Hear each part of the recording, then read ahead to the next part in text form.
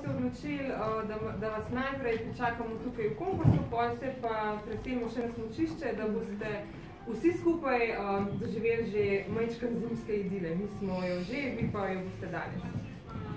Dobrodošli vsi mediji in hvala, ker ste se vzeli čas za nas. Hvala mojim sogovornikom. Hkrati bi pa kar takoj na začetku upravičila rada našega župana Janija Provata, ki se novinarske konference zaradi odsotnosti v tujini žal ni mogel udeležiti. Vse vas lepo pozdravlja in seveda vabi v našo destinacijo tekom cele zime.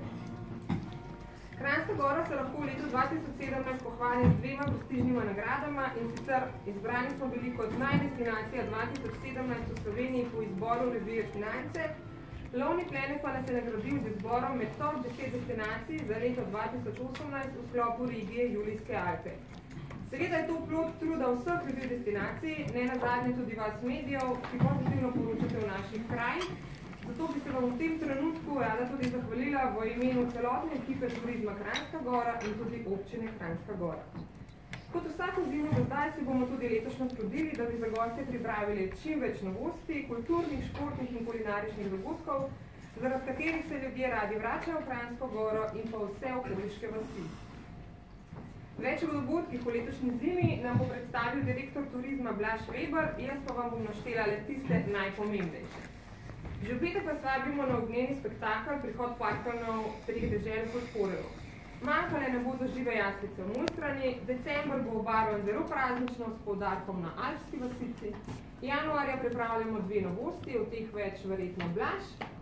Tudi v letošnji sezoni gostimo 3 tekme svetovnega pokala in pa 3 tekme Fistelinskega pokala.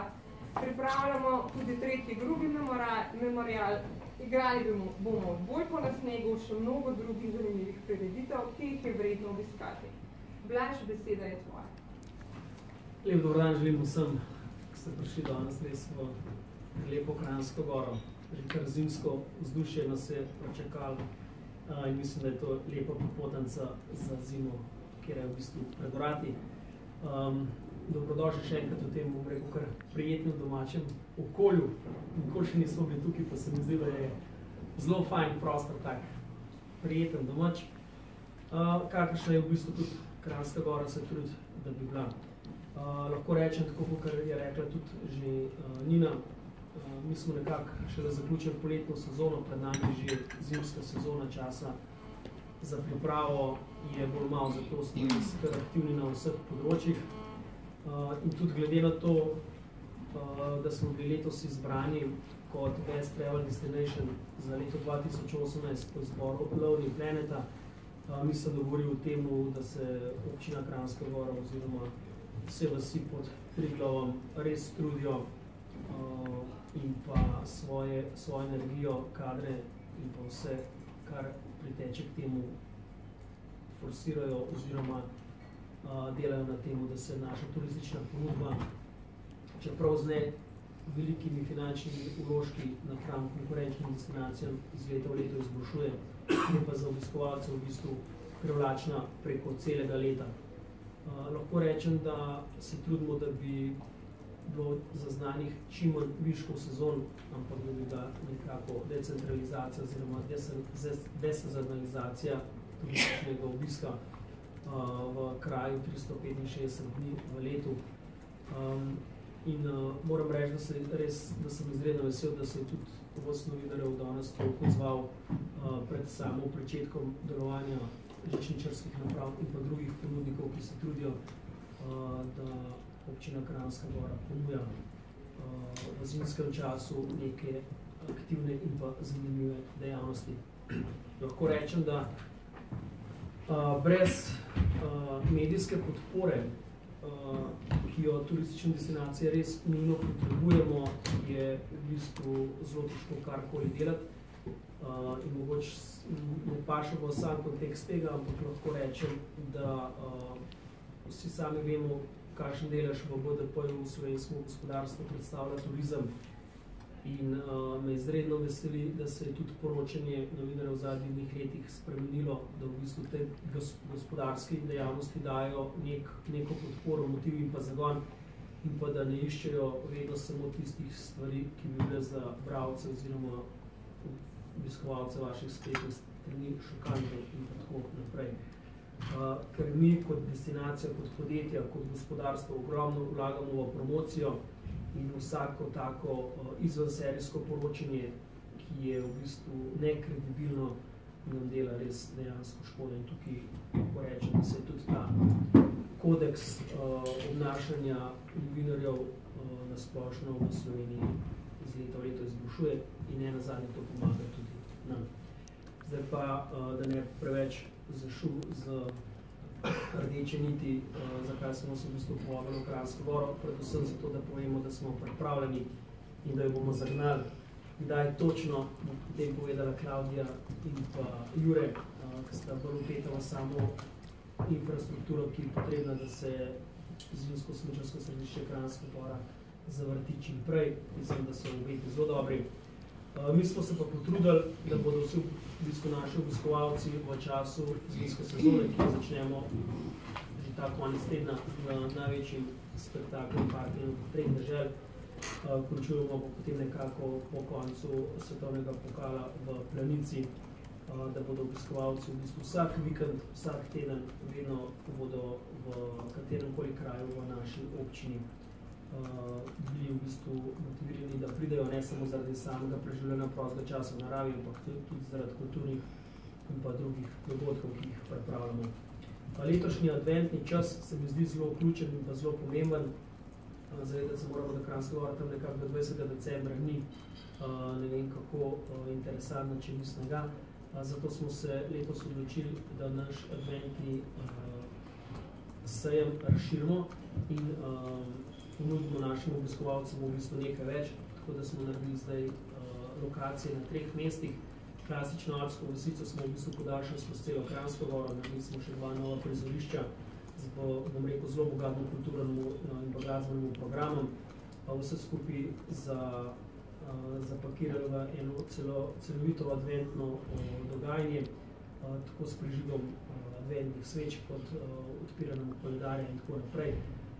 Več teh informacij je v bistvu detaljnih na naši spletni strani, ampak mislim, da je ta adventno vzdušje oziroma adventno obarvan čas eden takih prijetnih časov pred samim novim letom in mislim, da se bomo kot Kranjska Gora tudi mi letos pridružili vsem bolj pomembnim adventnim krajem in pa destinacijam, ki vsako leto v bistvu v tem času pritegnejo ogromno ljudi.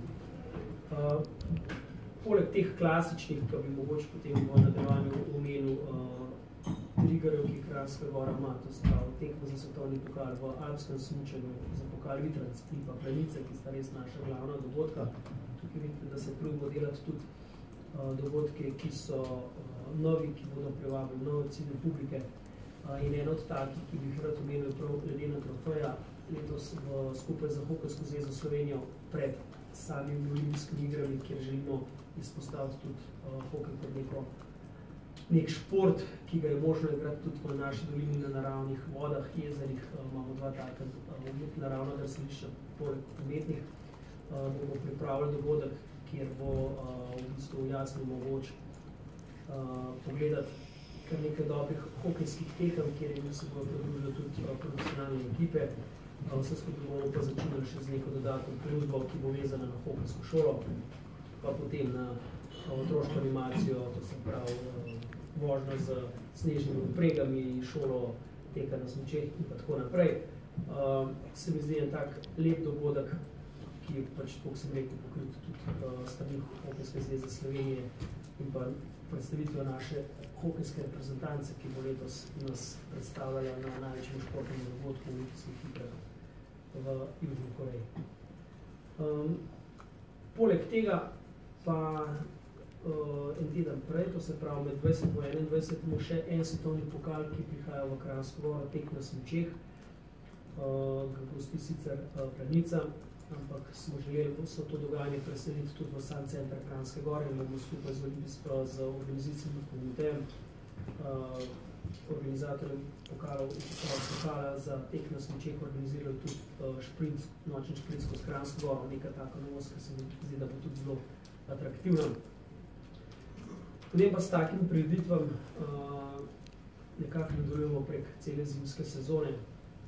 kar sem prej omenil, do konca, dokler nam bo sneg na samem smučišču tudi držal.